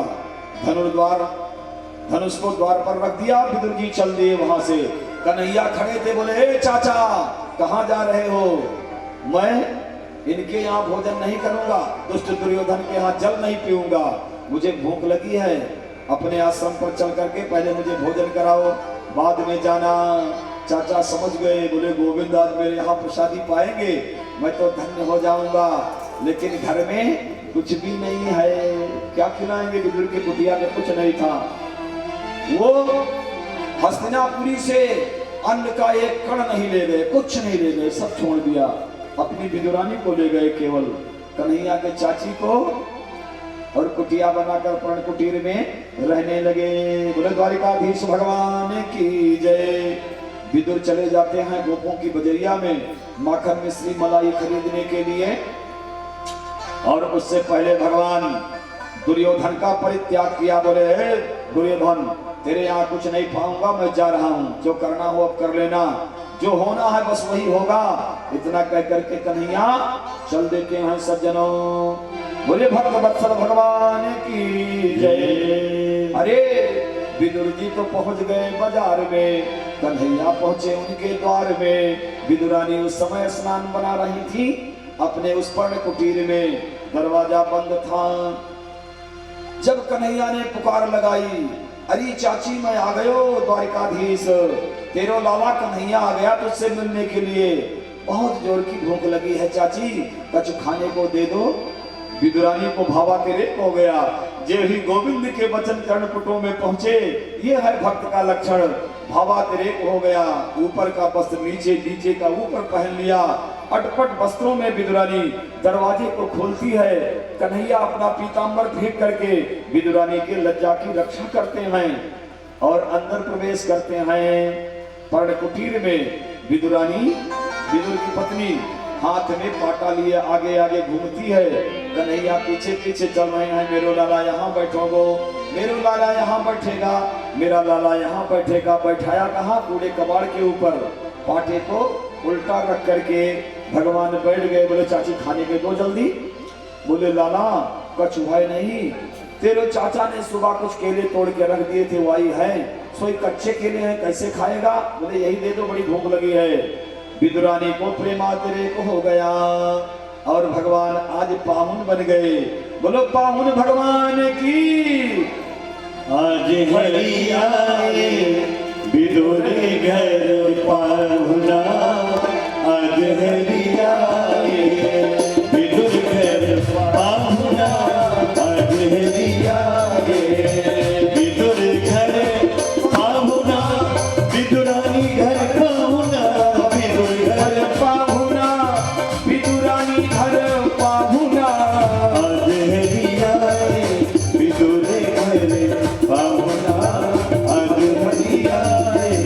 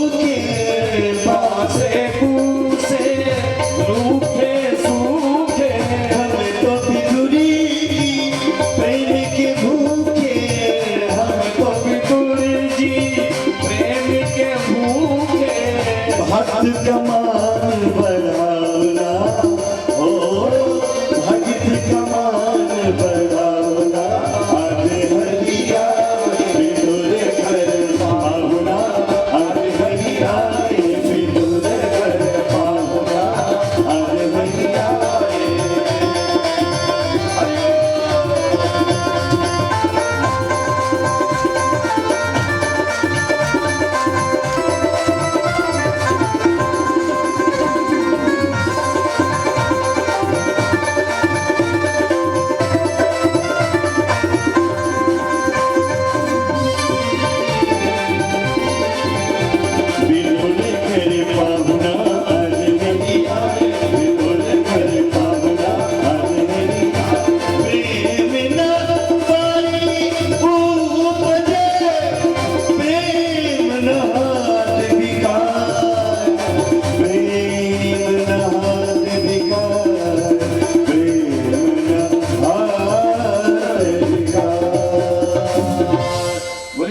सरकार की जय। भगवान अपने भक्तों के लिए क्या क्या नहीं बन जाते।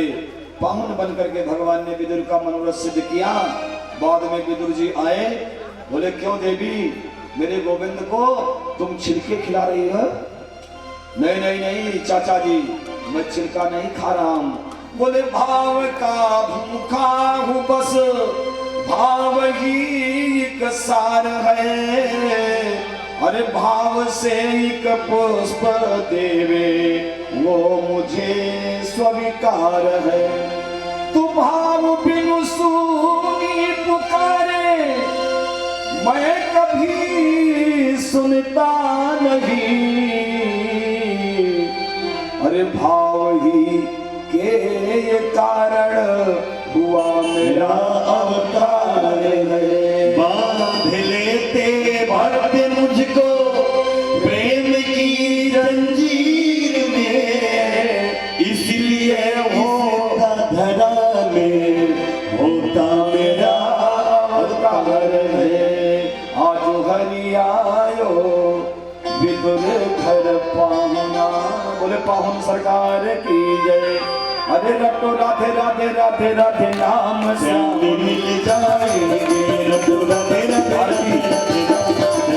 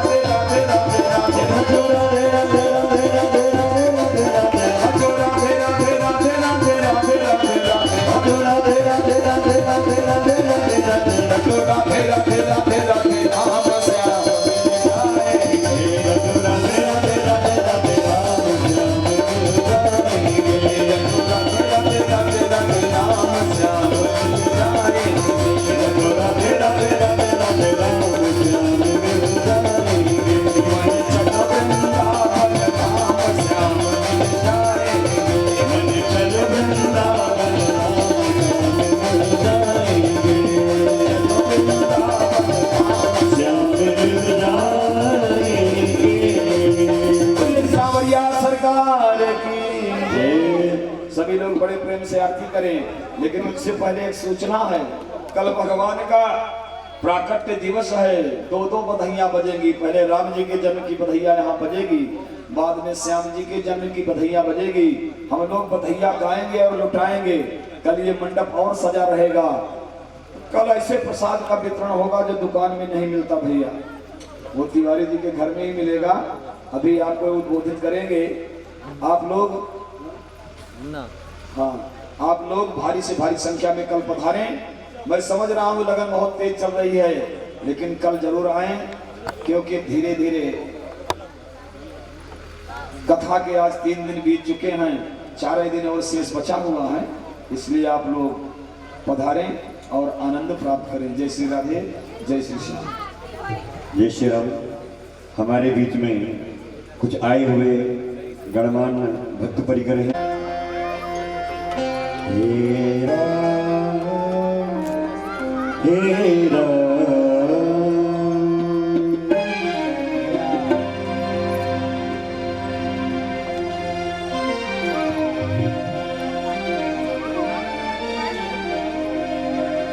गुरु जी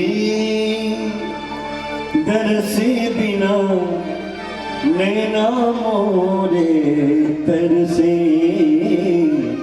गुरु जी दर से बिना नैना मोरे तरसे, गुरु जी दर से बिना नैना मोरे तरसे, गुरु जी दर से बिना नैना मोरे तरसे।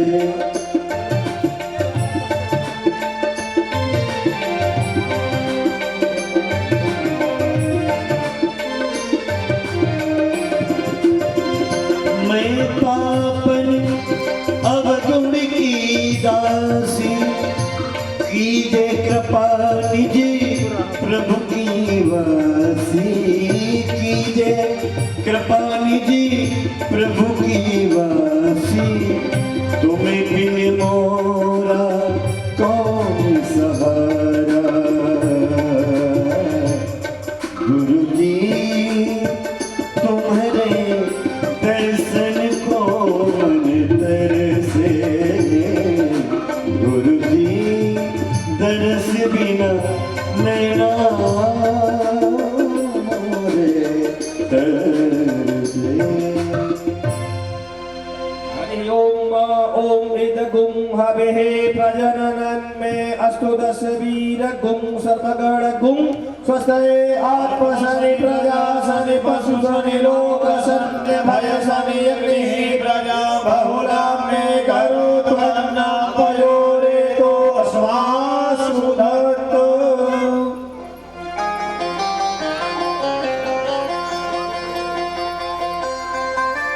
चन्द्रमा मनसो जातचक्षुः सूर्यो अजायत श्रोत्रात् वायुः प्राणस्य मुखात्